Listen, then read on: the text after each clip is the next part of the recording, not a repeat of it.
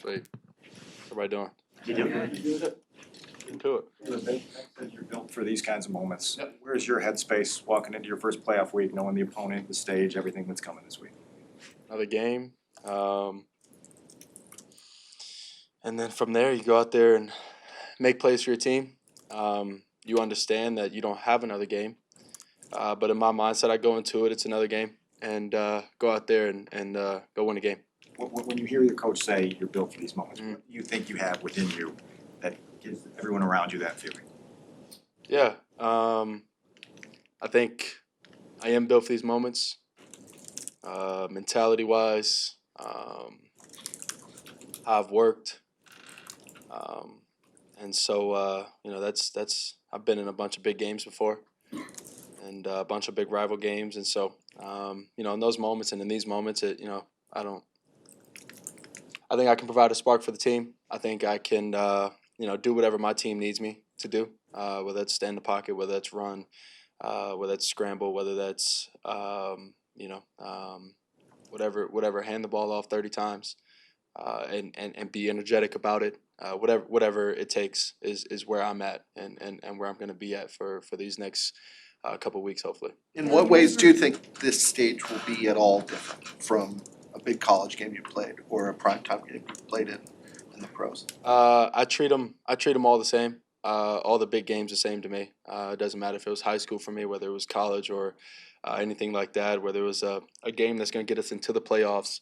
I think the mindset of it just changes a little bit because you don't have another game if you go out there and you don't accomplish the goal. Didn't you tell us once that you were nervous one day ever? One time it was my first game versus Gilman, at their place in high school, and then after that it was all good.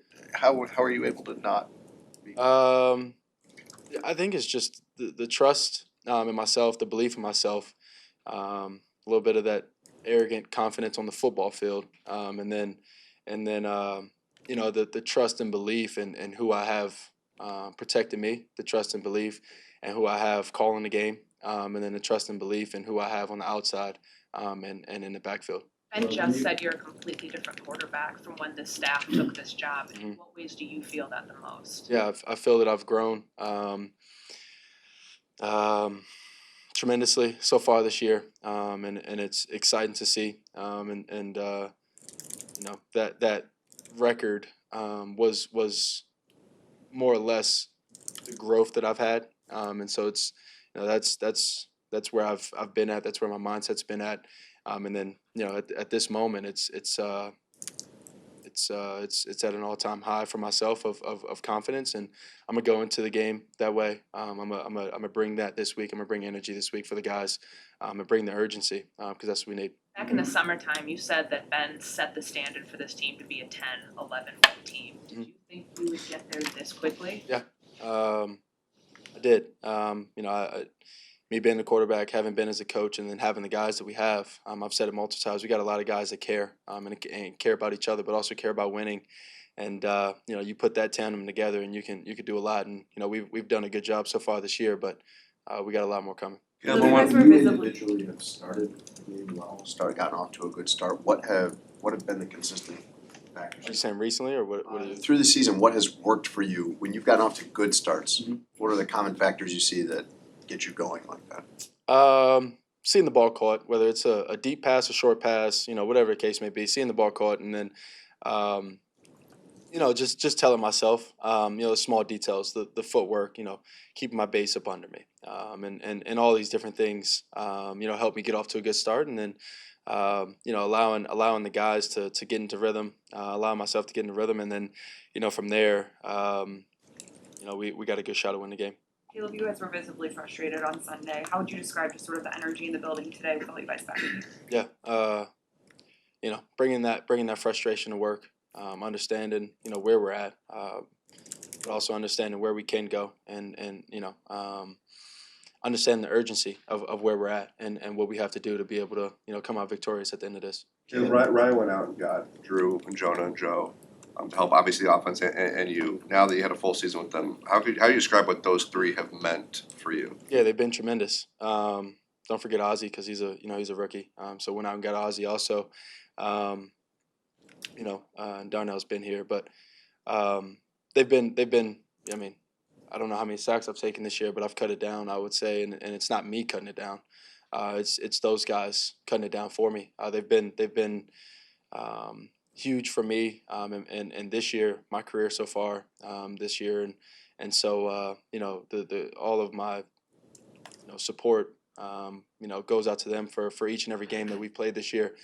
Been able to keep me healthy, been able to keep me upright, been able to allow me to be able to make plays for this team, and allowing our other guys to make plays for this team. And so, carrying that same thing throughout the playoffs is going to be important. And it also leans on me being able to get the ball in my hands and go through my reads. Caleb, does it? I think the first time you've ever talked publicly about the Chicago Bears was at the Combine. Mhm. And your comment was that you wanted to create history. Yep. And rewrite history. Mhm. Where does Saturday fit in the context of that goal? Yeah, it's a start of it. I think part of it was me getting here, coming here, and having that mindset throughout, and then having that confidence throughout, and then getting to this point, being able to go to the playoffs in the second year, my second year, coach's first year, and continue that mindset, that energy here in Chicago. I think is important. I think is where we're at, and I think it starts this, like you said, this weekend. Was it extent? Targets with 600 yards this Yep. year. What allowed you to get so comfortable with so many different guys? Open communication with those guys, being on the same page with them, training camp and all the tough days. I think those have been big for us, and then the details have been, I think, over the past couple of weeks have been better, of landmarks and assignments and spacing and routes and things like that. And so when all that comes together, it turns out to be pretty good. And I think we can be a lot better, and we will be a lot better. Caleb, offensively, with what you did have time to review from Sunday, what did you find? Offensively, Yeah. I think we just came out flat, and we don't have time for that anymore. And so we'll make sure we don't. And if that starts with me, that starts with me, and we'll make sure that doesn't happen. Creating a spark early, whether it's running the ball, whether it's passing the ball, whether it's me making a play for the guys. Starting that early, starting in the first quarter. Starting out in a scoring drive, three or more, and then putting the defense out there. Unless they obviously got us the ball back already. So that's the mindset. Go out there, start fast, and we'll make sure of it.